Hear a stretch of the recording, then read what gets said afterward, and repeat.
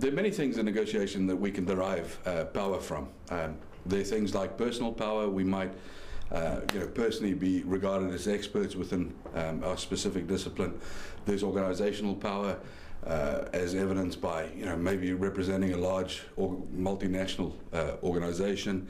We can have power vested in our physical appearance because we're particularly good looking, or we tend to be bigger than what's average.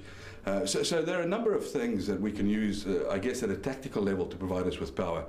But probably the single most powerful thing in any negotiation is the quality of the alternatives available to you. You will never have as much power as you will have if you don't have to enter into an agreement.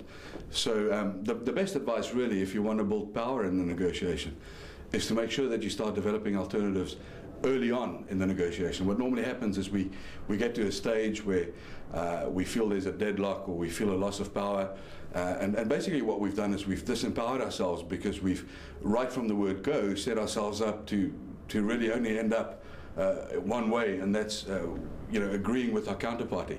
And that way we expose ourselves to becoming emotionally attached to transacting, maybe steering blindly into some of these elements that people can harness to give them power, like personal power, organizational power, etc. So best advice really is to develop your alternatives from early on in the negotiation, and then you will never be under pressure to have to sign an agreement. So what do you do if you have good alternatives available to you?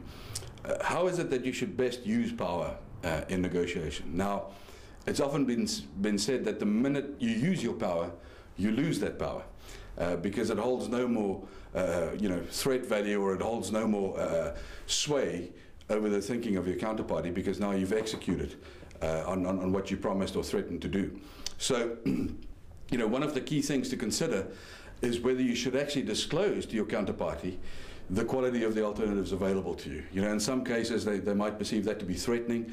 In other cases it might be required to mention it so that it actually prods them along, with the realization that you do have other alternatives available, and you're not necessarily committed to an outcome or reaching an agreement with them.